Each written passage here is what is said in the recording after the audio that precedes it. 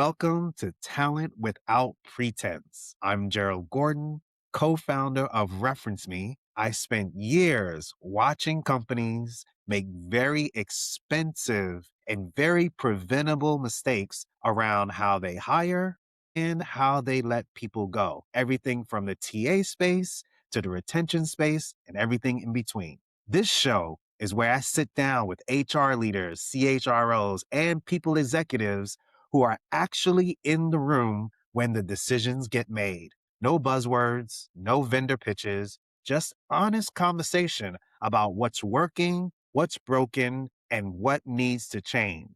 Let's get into it. Now, Darnell, welcome to the show. Thanks, Gerald. Thanks for having me. You're a VP of people and culture at CPG Beyond the Cloud. Interesting name. One of the few end-to-end data center services companies in North America. And you spent your career providing that the hardest people problems don't care what industry you're in. That's where we are today.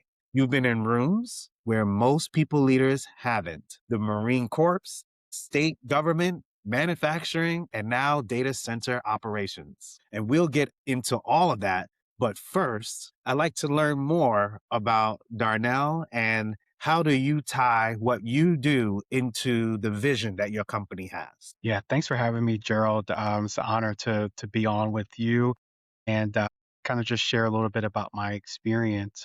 So, like you said, I'm the VP for People and Culture for CPG, which is an end-to-end data center services company, and we provide design, build, and also operational support for data center companies and hyperscale companies across the US and also around the world. Before this, I worked in manufacturing and HR, helping oversee kind of how we hire, train, and develop employees. In that kind of time frame, it was more about hourly employees and kind of getting them spun up very quickly to be helpful to our manufacturing process. Then before that, I spent time in education, kind of overseeing major technology implementations across the state of Tennessee for about 1 million students. And that's where I got my master's in education. And then before that, I was a Marine officer, and I did a lot of communications work, project management. And then my last 3 years, which has really kind of got me into the HR space, I help oversee the largest technical occupational school for the Marine Corps. I helped train about 2,000 Marines with 50 instructors. So I got really into learning and development and kind of moving people forward from not knowing anything about a job to being proficient and able to do it in the workforce. And I think what I try to bring to my current job and from all those experiences, a systems view of people and how to kind of connect people's systems to business outcomes. So a lot of what I find in HR is difficult for people is to understand what is it they do that helps the bottom line for the organization. And a lot of times that can be risk, it can be compliance. But if we stop there, I think that's when you stop becoming part of the business and you kind of have you're a bit of the outside part of the business. So I like to focus on things like time to proficiency. I like to focus on retention because those are all really good bottom line results that I think a great HR person can bring to a business. Wow. Number one, I want to say thank you for your service, Yeah. by the way. Welcome. We all know that families and everybody's involved when you choose that part of life and you're doing it to help others. So we just want to thank you and always give our props to those who have served in the military and the Marines, Yeah. no doubt. Now, you said quite a bit of things, but what kept coming to my mind as you were speaking is it's got to be a different view when you come from maybe a military background into a corporate background and then a citizen. I would even just say citizenship, right? Because it's a whole different structure that's in place. Can you help us understand what that looks like for you when you came into the corporate space and you're looking at processes and things relative to what it was like when you were in a military? I think that that would be an interesting contrast. Yeah, that's a great question. And I always kind of look back on that too, as I kind of, work within different industries or different ways of kind of a business structure. Even my current company right now, it's a PE backed company, which again is different. I've never kind of been in before. So the biggest thing is when you're getting out of the military and you're kind of moving into the civilian world, it's really to understand where am I? And kind of in the military, you would call that kind of, a reconnaissance or kind of what are your surroundings and kind of understanding that. And in the military, it's, topography and geography and all those things. But inside of a corporate world, you're not dealing with that. But it's still kind of some of the same concepts of, hey, reconnaissance the situation, see who your players are, kind of what's most important, what is the mission, kind of all of those things you would learn in the military, you really kind of can translate very easily into kind of a corporate world. What I always tell people and what actually helped me was having mentors who kind of, they weren't necessarily former military, but they just had a compassion for people in the military and just an interest in helping people transition. So I had he's a good friend now, but he was a contractor from Microsoft who was helping us kind of make a huge transition that we were making when I was at the Department of Education for Tennessee. And he helped teach me agile software development. And I had no experience with it before. And he was an expert. And, so he's teaching me all the terms and the ways of doing things. And I went out and tried to just copy exactly what he said. And really, I was running into a lot of roadblocks because of it. And he said, you know what, Darnell, like you're running into roadblocks because you're in this role and you haven't necessarily had the experiences these other folks have already had because people have been decades in software development.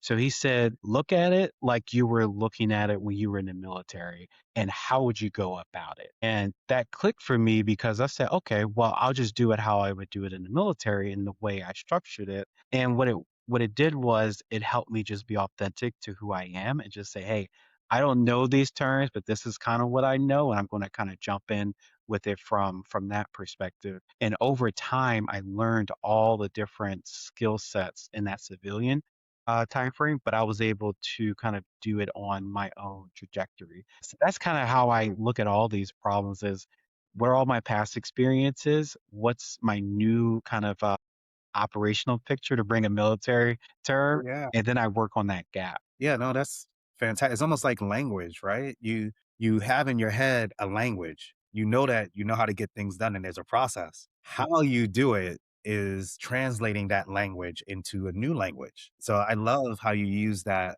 dichotomy there where there is a shift that has to happen. Now, what struck me with what you just said is like, oh, the military doesn't use agile. Like in my mind, I'm like, I thought they would use agile first. So it's interesting that they may not be using the same things that we're using out there. Yeah. So I also want to recognize the fact that you have your doctorates in organizational leadership. And I think you just recently did that. Your dissertation was focused specifically on turnover and retention in manufacturing. So I'd love to hear a little bit more about why you chose to focus on retention. And then also a little bit about what it was like to do the dissertation about something so important. Because today's world, turnover is almost like bound to happen. And people, I don't think most companies are focusing on retention. They're just focusing on how do I get the business operations and things done with as little less people as possible. And they may not be even thinking past 3 years. So when you think of retention, and of course, retention in manufacturing, which I'm assuming is critical because there's a lot of knowledge that has to be preserved. Talk to us a little bit about what that was like for you. Yeah, so I started my doctorate program pretty much when COVID started.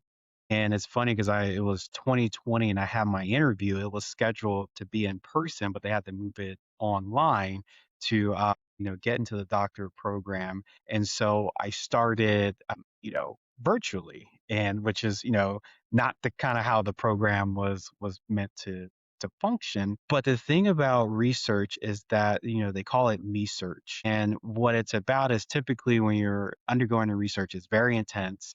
So you want to pick a topic that you're interested in and kind of can keep your interest when it comes to a dissertation. So I was working full time as I was going through this program. And like I said, it was, at the height of COVID, and it was very hard to attract people to get them to work, and kind of retain them too. So what I thought was, hey, I'm in this role at my previous organization. And I said, why don't I focus on that from a research perspective, create a study that allows me to delve into the academic research pretty much for the last 60 or 70 years about retention and kind of see what it says. And I can make a research project around that, but I also can learn about it and apply it in real time to my actual work. So that's exactly what I did. So, from the research perspective, I focus on manufacturing supervisors because if you look at all the data and research, if you have a great relationship with your supervisor and that supervisor is well trained, the chances of an employee staying with that organization just dramatically goes up. So I said, you know what? If that's the case, why don't we focus on keeping our supervisors and managers into the organization? And when I looked at the research, there actually wasn't a lot around manufacturing supervisors and managers of what we can do as organizations to keep them. So I kind of embarked on that study. I had over 700 people reply to the study. Yeah, which you don't does not happen in doctoral level, initial research that you're doing. That's typically years on. So I had a great kind of reaction from folks for it. And basically, what I found was that there's organizational factors that keep people, and that it's tied around links, fit, and sacrifices is kind of what I came to. So sacrifices is kind of the pay and benefits. Links are the relationships you have with people, and fit would be kind of the cultural aspects of the organization, and if it fits in with what you have. And so this was based on kind of a theory called job embeddedness and kind of keeping people embedded to a company and organization.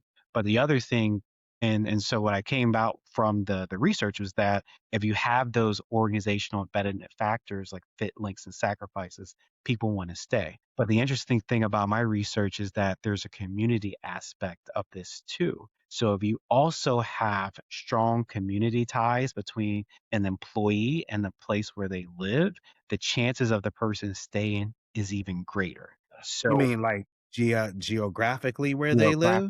geographically where they live. So just imagine, and it kind of makes sense, and my data proved this out, but it also makes sense if you have a really good you're being paid well. You feel like the cultural aspects between you and the organization fit really well. But then you're also a beach person and you're next to the beach where you're living. Or you have season tickets to your favorite NBA, and that's where you kind of like to cheer, and you live close by. So when you have kind of those things, so as HR leaders, as organizational leaders, when you're trying to say build a company or move people to a certain area, it's very important you understand your your employees and what they like to do, and probably where you should be located too as an organization. So it was very interesting. And again, I applied all those things back to my workplace. We were able to drop turnover by 40 or 50% over, a 2 or 3 year period. Wow. And these are more technical workers? Like when you characterize the worker in the manufacturing space, what is their profile? Yeah, so the typical profile for manufacturing, yeah, I kind of put it in probably 2 to 3 personas. So the one persona is, someone coming out of a trade school or coming out of high school.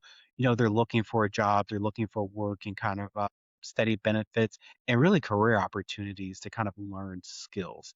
So that was kind of one persona that we were able to look at. The second persona is probably someone who has work experience, maybe they're married, they have children, and are really looking for more stability. Obviously, career opportunities and development, things like that, but they're mostly looking for are things stable for me that I can kind of build my life off of. And then the third, were kind of the persona we had was, "Hey, I'm about to retire. I'm looking for kind of what my off ramp is when it comes to working. Healthcare becomes more important, things like that. So I kind of looked at it from those three angles, and we kind of backed out of it from kind of employee life cycle. So we said for each persona, what is it to hire them? Well, one, sorry, what is it to attract them to the job first? So when we look at those personas, if you're 17, 18, 19, where are you? How can we reach you? Are you on LinkedIn? Probably not. But are you on TikTok or are you on Instagram? So starting to spend in those areas for advertising to attract folks. Then from that, how do you hire people? So that's training our managers and supervisors to look for the competencies and skills and really qualities, because especially for someone who's starting out, they don't have as many skills as we would like, but you can still look at behaviors and other areas that you will want them to have in a strong what do you call it? Onboarding process and the hiring process. And then the last part is like, how do you retain those individuals based on their persona too? Again, I tied all this back to the research that I was doing and how we kind of can embed folks in each of those employee life cycle phases based on their persona. Huh.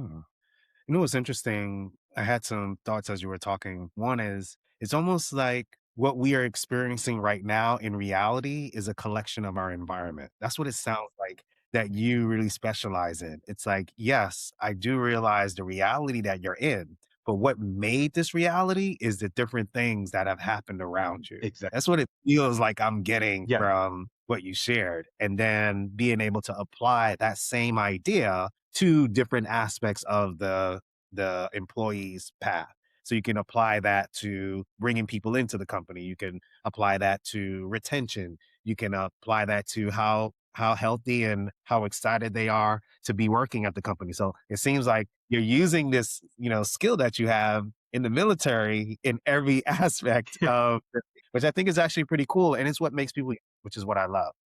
All right, so CPG, right, is one of the fastest growing industries in the country right now. There are a lot of offers and demands for skilled technical workers. And of course, many people will say there's not nearly enough. So, from your vantage point, when you all are trying to bring in more talent into your facility and you do need skilled workers, I get that we can train people up, but at the same time, I believe you still need skilled workers. So, what does that look like for you, and how does that tie in from where you sit? Yeah, that's a great question. You're right, Gerald. The data center world is blowing up, and the talent war is definitely real in the industry. So I've been able in this role and at CPG for about 7 months. And one thing I kind of when I got here, I wanted to learn about our employees. So I spent a lot of time on site, for our construction sites.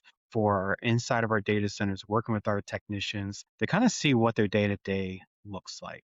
After that, we put in place, based on my research skill set, we put together an employee and candidate experience survey, focus group, and one-on-one conversations with our employees. So we're able to survey over 100 of our employees, and within the focus groups and one-on-ones talk to like another 150 people in the organization. So we crunched the numbers, we kind of looked at it, we analyzed it, and what we kind of came up with is what we call our talent empowered strategy. And what talent empowered means is that we want to focus on three things to help retain employees and kind of keep them here. So, one of them is we want to reward. So, it's the psychological and material reward. So, pay and benefits, we want to make sure that's right for the individual roles and their value to the company and our customers.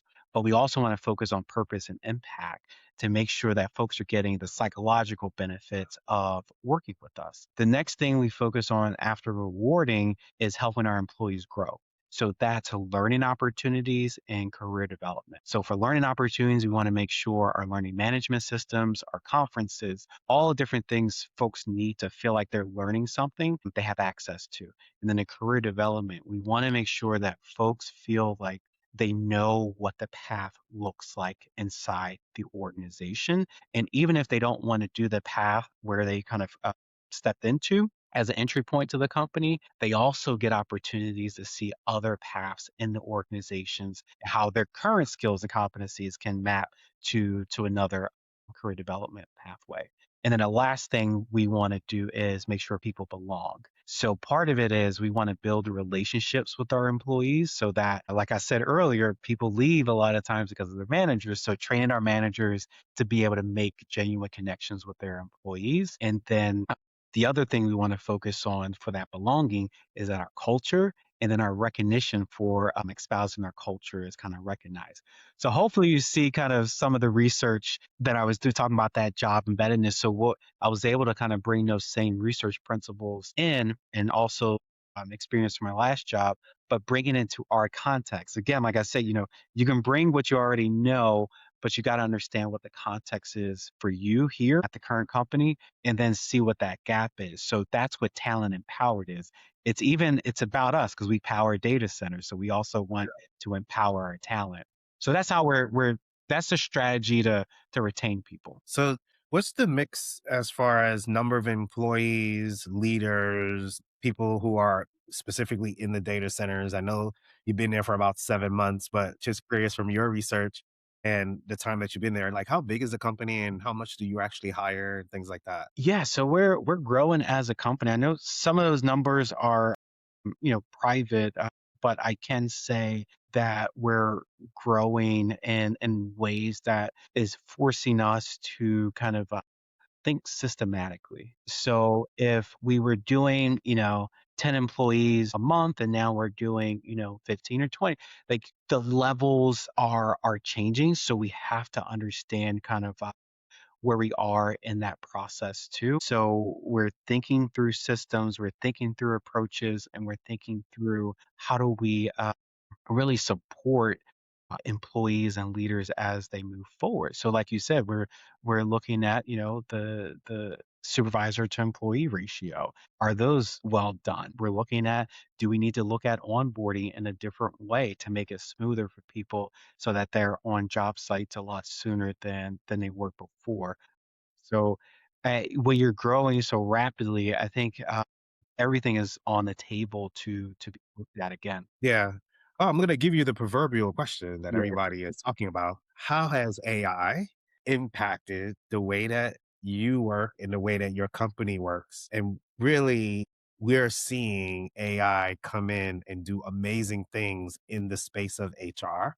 But I am curious from the data center perspective, in which you all are on the forefront of providing data securely for all of these AI systems. But what does it look like for you all when you adapt AI tools in your process? Yeah, and I'll answer from the kind of the tools, but then also just, the data centers themselves. So as far as the data centers themselves, like our company is at the cutting edge, like you said, of how do we kind of bring AI chips into data center buildings?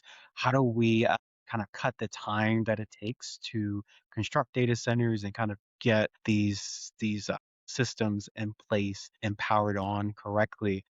A lot of quality control, a lot of checks and balances and processes. They're very important. And we've been doing this for a long time. So we have serious experts when it comes to kind of building data centers and making sure they work properly.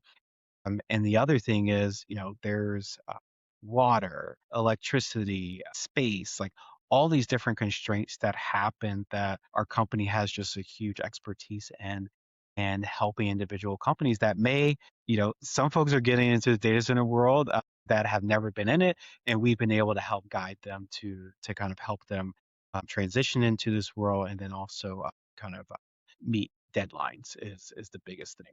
But far as tools, so we have internally, obviously we're providing this to companies, so we want to also be using it too. So one thing we've been, just like other companies, we're trying to figure out what are the processes that we can logically kind of put them into place without losing kind of that human aspect. So we're really starting out from an individual level, like, hey, how are you using it? What are you getting out of it? And now we're starting to move into kind of the system operational layer. Where can we kind of use this to shorten cycles to help our employees too? Are you seeing any pushback from employees embracing this AI? Because when I think of data centers and the people in data centers, right, traditional wiring, physically boxes, knowledge about how to put these together. As you mentioned, the water and cooling systems, AI in my mind doesn't seem like it fits that space. So then I'm assuming that the people that are working there, I wonder how it's been received when you all are introducing the AI tools. Yeah, I don't think there's any trouble, kind of receiving it. Like we kind of joke about it, but the more we use it, the better it is for us as a company, because that's, what our line of business is supporting. So I think what we're trying to do is actually take people's enthusiasm for it and folks' understanding of the fact that they're out in the field doing this. When they're back in the office, what are the opportunities you actually can use what you're deploying with your hands out in the world. So you're right. It is very interesting. I kind of haven't thought about it that way, but it is interesting to see how people see it from their own perspective when they actually are the ones kind of helping to deploy this revolutionary technology. Yeah. Yeah. Now, you alluded to this earlier, and I think it's really great to bring up, right? The processes, the way that you think about the world, the way that you've been able to help companies, and then specifically dropping turnover by such a large percentage, 40 to 50%. That's no small feat. And plus, you have to measure all of this. And so I have two questions. How do you measure turnover? Because there's got to be a measurement stick that you're using to determine the markers there. What do you measure? And then what can you share about? I don't know if it's proprietary, but what can you share about what you feel worked the most as it relates to retention? I just think a lot of people would want to understand, how to make that possible. Yeah, yeah. No, I would love to talk about that. So part of the measurement, I typically will use kind of what our overall turnover number is. So that's both voluntary and involuntary turnover.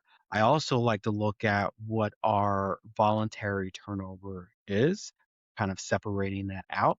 And then the other measure I typically use, especially in last manufacturing role, was what the 90-day turnover is. So when you look at that, and what I did was I created scorecards for each of our facilities and had a kind of overall scorecard. So that way we could see kind of what the trends were across the different organizations. And then that allowed me to see, okay, well, someone's, a standard deviation off, like what's going on there, kind of in a positive and negative way. So I really do think those are good measurements.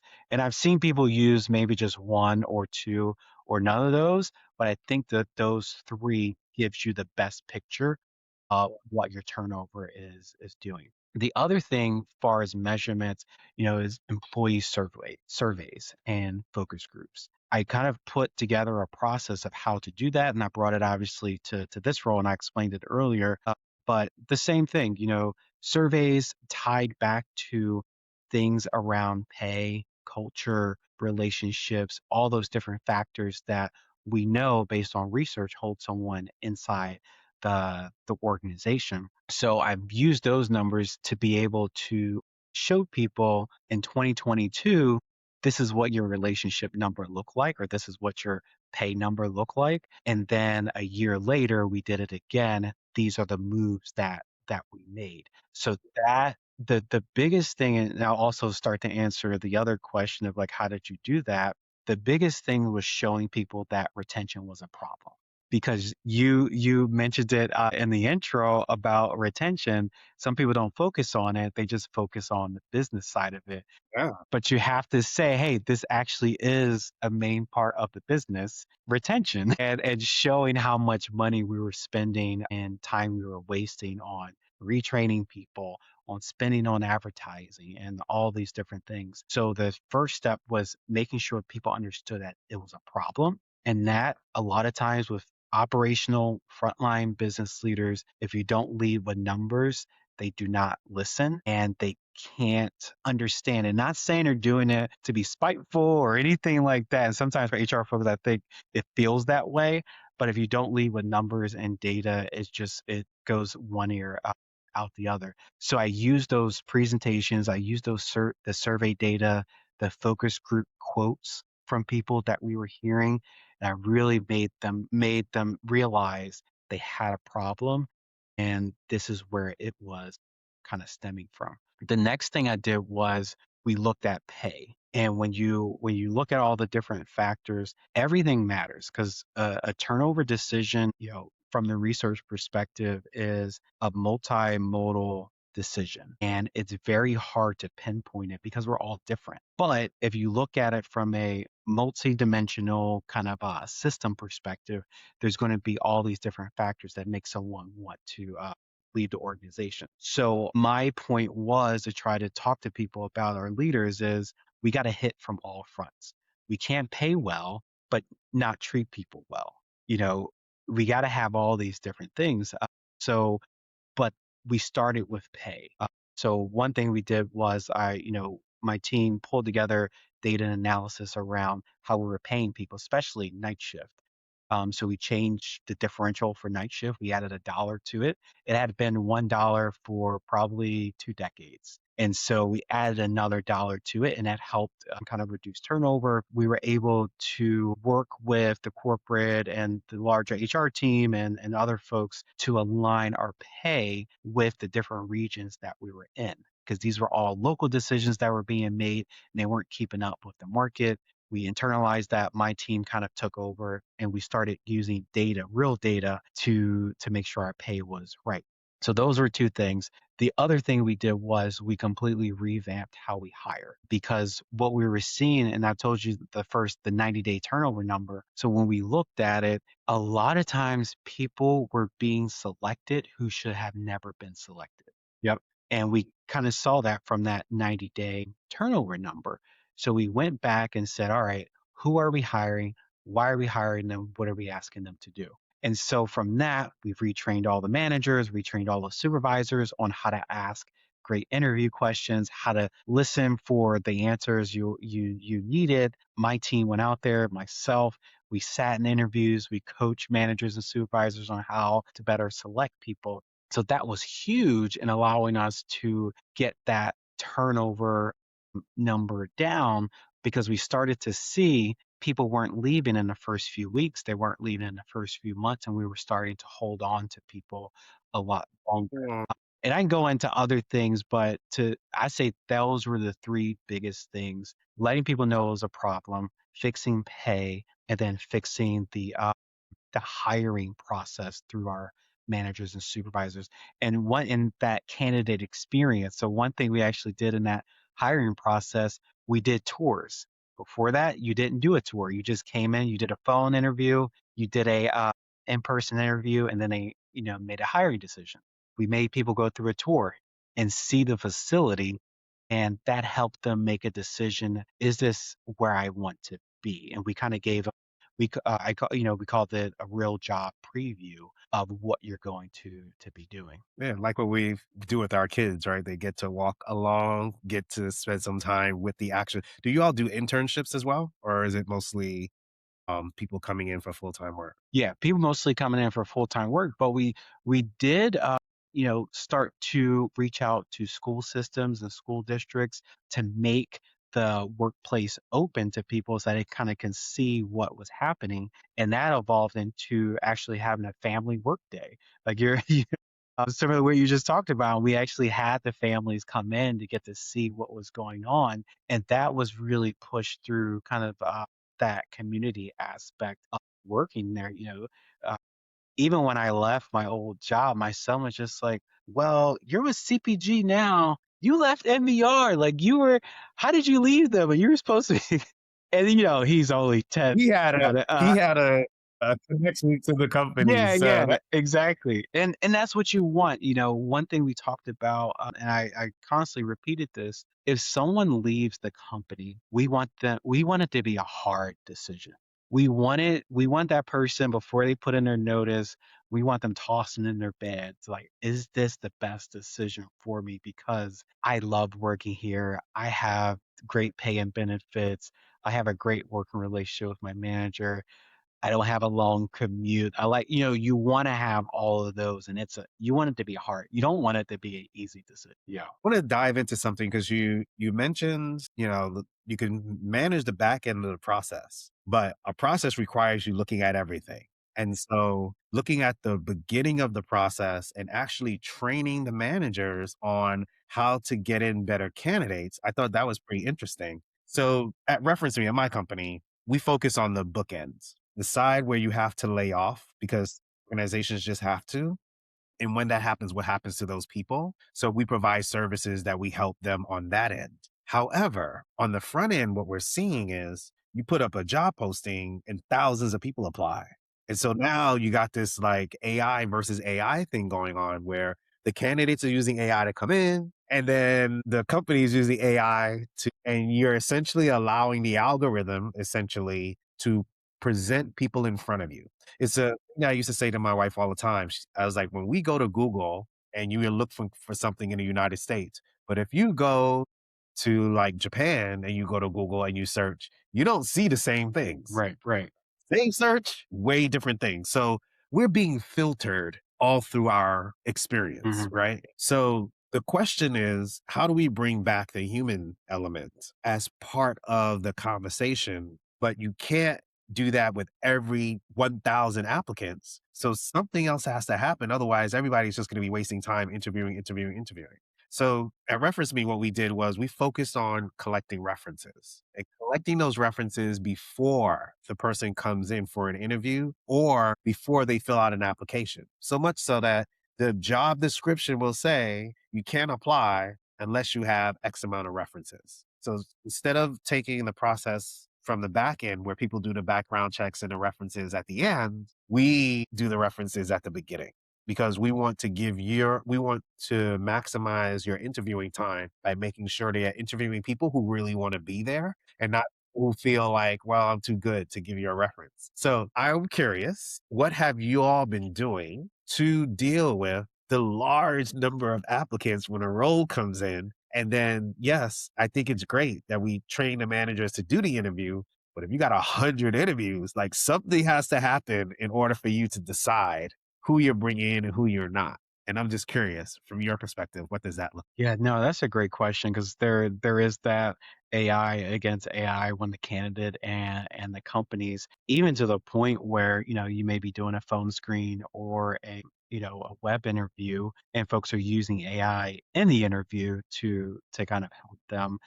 And again, I'm a fan of AI. I think we should use it, but again, in those interview processes, isn't as fair if folks are kind of using it in those interviews. One thing I think is important is for managers and leaders to understand the business and the role that they're hiring for. And then, in conjunction with having good interview skills, particularly around probing questions. And again, probing question has nothing to do with AI, it's just your ability to use your judgment and your critical thinking to kind of get deeper with the candidate to really figure out, do they know what they're talking about and can they do the job that you're asking them to do. So again, I think it does go back to, how do you train the leaders and supervisors to give good interviews, but not in a traditional sense, because in a traditional sense, it's follow a check sheet, ask behavioral questions, you know, that type. But now it's really, they're using AI to help them prepare for the interview. How do you get the authentic interpretation? Is this person ready for the job? So I think that's where we need to go with it, and that's kind of how I'm looking at it as an organization, just doubling down on the interview training, particularly around probing. And also the pre work that's required. Why are you hiring this role? What are you looking for in the qualifications? And this goes back to the qualification arguments that I think have been happening over the last decade. Do you need a college degree to do this job? And I think a lot of times people just like, yes. But then you start to ask why, and then the reasoning starts to drop away. So again, if you need a degree to do the job, you need to be able to explain why. And if you can't, you're probably not going to have a strong interview, especially in an age where people can use AI in your job description to match exactly what you're looking for. So it does go back to preparation and kind of just execution in that interview. And the one thing Gerald talk, with reference me, one thing special with blue collar workers, construction workers, and things like that, which I have a lot of experience in. If you look at the research, a lot of ways people get jobs is through references and through different ways. And also, it's cheaper for companies to pay a fee to an employee to get the folks in their family or in their network to kind of come in and help. So I think products like yours and then referral bonuses, you're going to start seeing more and more of those because that helps you kind of cut through those AI filters. Isn't that something that we've been ramping up the referral process, right? Because you know that it's very difficult to take somebody cold and bring them into a very important system, right? They have work to do. And then if they don't pan out, it's a lot of work to one, Yes. de or unboard them from the company. Plus, you just wasted a lot of time. And then you had budget headcount. And if you don't get to use it effectively, you get less headcount. There's a lot at stake when you could have made a better hiring decision. So I do see those defaults into bringing people in. One of the things that I've noticed is sometimes it's harder for the person to show up and do well in an interview after they've been referred because there's an expectation based off of that individual and how they work that the people that they're bringing in either have to be above or better, or there's some reason why you trust this person from coming in. But I'm, as an interviewer, may not know this person. So I always, when I coach a lot of my executives, I'm like, you got to be careful of that, right? Yeah, yeah. It really depends who's giving you the referral. Because if it's somebody who's just like checking a box, that's very different than someone saying, hey, this is somebody I know. So I want you to interview them. And you're like, okay, I'm in. But now the next question is, I need to actually really perform because I'm not just performing for myself. I'm also representing that person that brought me in for a referral. Right. So I wonder if people even think about those aspects when it comes to that piece. All right. So I want to jump all the way back. I mean, this is such a great conversation, Yeah, by the no, I'm way. having fun. Thank you. Wow. Just, I think that when people see this, they'll get a really good understanding of how systems that are built for the purpose of helping humans Yeah, yeah. help support a company in a way that maybe they never thought of. And I really appreciate that. Yeah, no, absolutely. But I want to go back to this Marine thing and the personnel and Yeah. and schools. So give us some glimpse on when you have that many people that you have to train, and you have that many people that you have to, because you cannot do it all yourself. So you have to relinquish some of that thought leadership to other people to carry out the vision that you have. What was that like? And is there any like challenges with that type of model where you have to actually relinquish you doing all the work yourself and actually delegating it to people? What have you seen? Yeah, no, thanks for that question.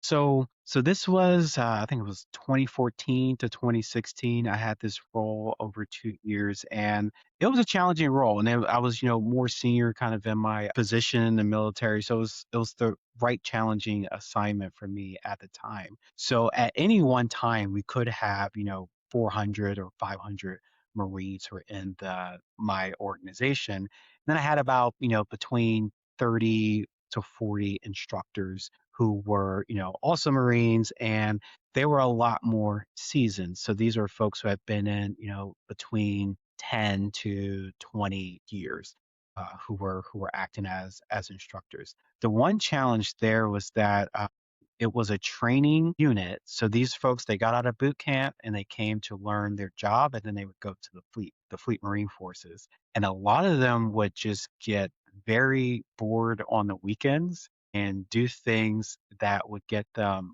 honestly kicked out of the military. So not only was I trying to figure out how to train them properly, I was also trying to figure out how to get them inculcated to the culture of the Marine Corps and the expectations of how they were supposed to act. Also, retention, make sure they don't exit themselves out of the military. And so one thing I kind of learned and adapted there was first, it was how to communicate to large groups of people. So we would always like have a meeting every Friday before Liberty for the weekend. And so I would kind of talk and not really have too much inspiring to say.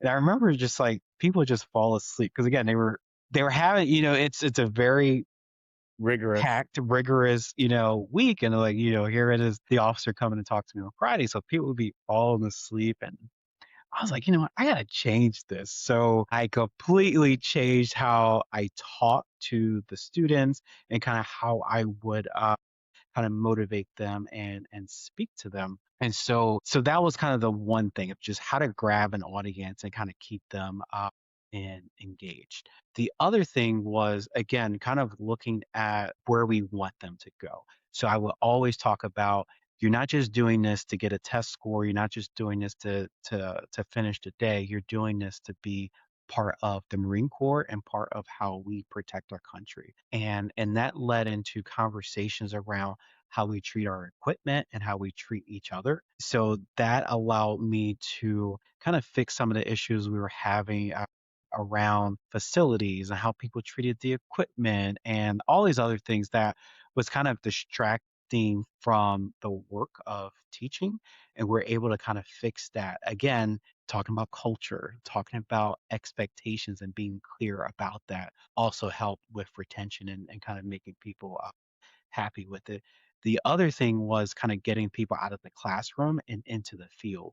So when I was there, we actually moved towards a culminating exercise where we took everything the person was supposed to learn and do, and we took them out into the field for 3 days and they were able to use their equipment. We put them in different scenarios. We had our commanding officer of the whole school come down and the students had to brief him. So this is a lieutenant colonel and these are PFCs and privates right out of school, and they were briefing them, and just the level of confidence and the pride people had in being able to say, "Hey, I did this. It was nothing. Now it's something. Now I can." This we were communications marine, so we were using satellites and radios and things like that. So now I can communicate all over, across the country. Based on what I learned in private, being able to show a commander that. So again, it's all those concepts that I really use in everything I do today to prove out that if you look at it from a systems approach, you treat people like people, you're clear about expectations with individuals, 90 plus percent of the time, people will respond to that. Wow. I absolutely love that.